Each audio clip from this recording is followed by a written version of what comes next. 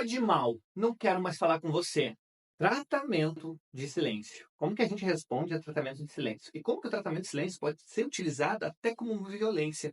E como é que ele entra dentro de um ciclo de violência? Nesse vídeo nós vamos falar sobre tudo isso e como fazer para se proteger desse tipo de violência psicológica e os danos que ela causa, ok? Antes de iniciar esse vídeo, deixe o seu curtir. É importante para o canal, é importante para mim que a gente consiga fazer um engajamento nesse canal. Se você ainda não segue, siga esse canal que a gente quer aumentar o número de pessoas inscritas para que esse canal divulgue mais informações sobre relações abusivas, sobre transtornos narcisistas e pessoas abusadoras e como fazer para se defender dessas violências psicológicas, tá bom? Então, conto com a sua ajuda para isso. E vamos embora para o conteúdo.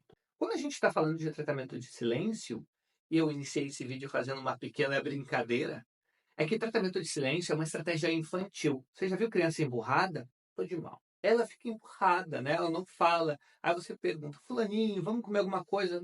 Não quer falar, né? Porque normalmente crianças não têm capacidade de expressar totalmente aquilo que elas sentem. Então elas vão se utilizar de uma estratégia que é o tratamento de silêncio. Estou de mal com você, não vou falar mais contigo. Entretanto, quando a gente cresce e não adquire outras estratégias, a gente pode utilizar essa mesma estratégia infantil. Porém, o tratamento de silêncio muitas vezes é utilizado de uma forma hostil e que gera transtornos emocionais no outro. Como assim? Como isso acontece? A gente precisa entender aqui, então, antes, que existe um ciclo de violência. Esse ciclo de violência, ele é teorizado e ele é comprovado pela Eleanor Wall, que é uma psicóloga estadunidense, que ela mostra em várias famílias onde há relacionamentos abusivos que existe um certo ciclo de violência que prende a pessoa dentro da relação. E que ciclo de violência é esse? Existem três fases nesse ciclo. A primeira é a fase de tensão, onde você se sente pisando num terreno minado, sabe?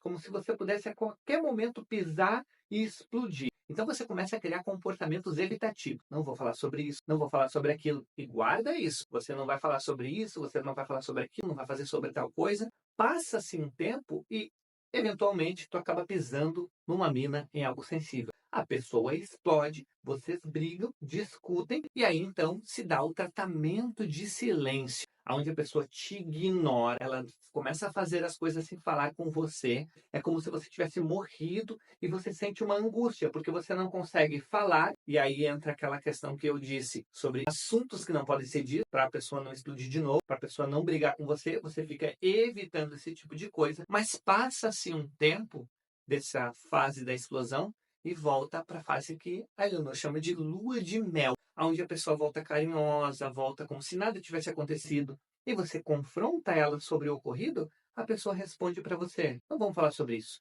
Isso é coisa do passado. E aí você fica numa confusão, onde não sabe muito bem o que o outro deseja dessa relação. Então, como que a gente responde a esse tipo de tratamento? Primeira coisa que a gente tem que entender é que esse tipo de tratamento vai gerar em nós muitos tipos de emoção. Pode ser que você se sinta culpada pela relação de alguma maneira, porque a pessoa está reagindo daquele jeito, você poderia ter feito isso de forma diferente. Pode ser que você se sinta ansiosa, isso pode te gerar uma crise de ansiedade. Pode ser que você sinta tristeza, uma tristeza profunda, isso pode gerar um quadro de depressão. E é muito importante que você entenda se você tem algum gatilho nesse sentido. Se isso já aconteceu com você antes e que te lembra situações que você vivenciou, por exemplo, na sua infância ou na adolescência, com pessoas que te tratavam nesse mesmo molde. Se isso aconteceu, é muito provável que você tenha automatizado um tipo de resposta a esse tipo de comportamento. Por exemplo, a pessoa te gera um tratamento de silêncio, você entra no acordo de ficar em silêncio também até que tudo passe. E aqui entra a resposta ao tratamento de silêncio. Quando uma pessoa trata você com tratamento de silêncio, você não pode entrar no acordo do tratamento de silêncio. Sim, tratamento de silêncio tem um acordo. Que tipo de acordo é esse? Não é um acordo de escrever, de labrar em cartório, nada. Mas é o que a gente chama de acordo tácito. Acordo tácito é aquilo que não está dito, que é simplesmente sentido,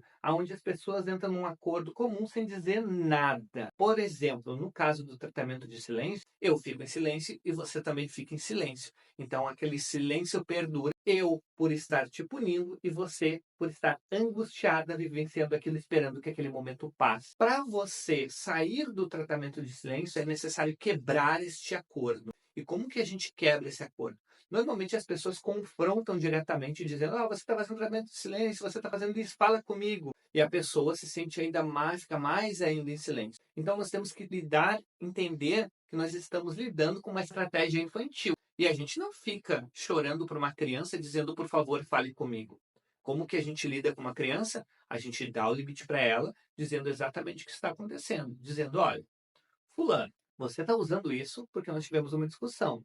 Esse tipo de coisa não funciona, porque nós precisamos falar sobre as coisas práticas da nossa vida.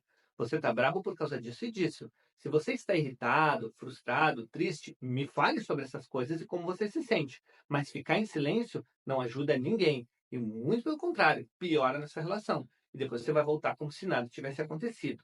Naquele momento, pode ser que a pessoa continue retraída, mas é importante que você criou exatamente um símbolo para aquele silêncio. Você mostrou para a pessoa: ó, o silêncio está acontecendo por causa disso, você está fazendo isso e você está se sentindo assim.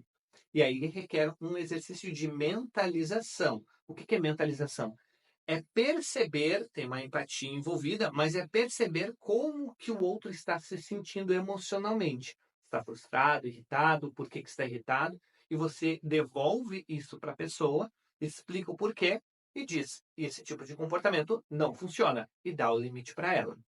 Então é importante que você entenda que a gente precisa responder de maneira diferente ao que o abusador está esperando da gente.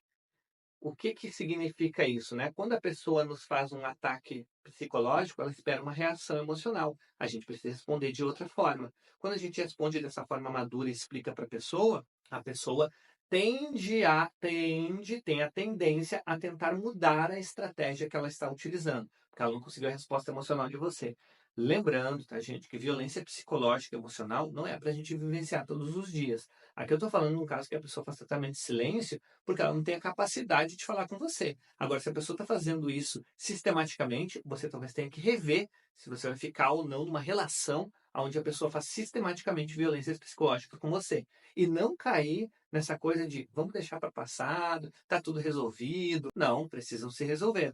Por quê? Porque é muito importante no relacionamento que você tenha DRs, discutir a relação. Discutir a relação é como fazer uma reforma na sua casa. O que é fazer uma reforma na sua casa?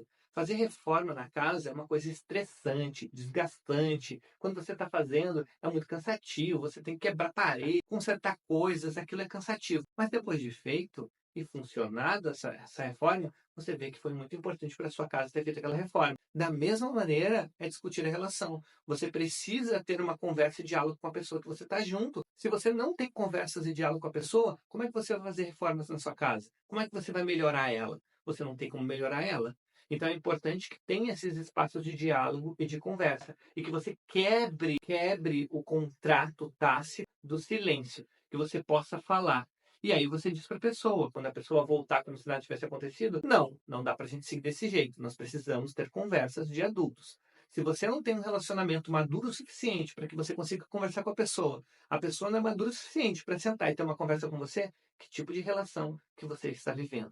Então é importante sempre se questionar isso. Que tipo de relação você está vivendo e que tipo de relação você quer viver? Essas relações estão congruentes? Estão se conectando? É o que você deseja? Porque geralmente a gente acaba entrando em relações que simulam traumas passados e acabam ficando nelas por diversas questões, que às vezes são econômicas, são dos filhos, são sociais, diversas situações nos prendem nessa relação, mas não que a gente não possa fazer nada a respeito para dar limites ou ser esse relacionamento.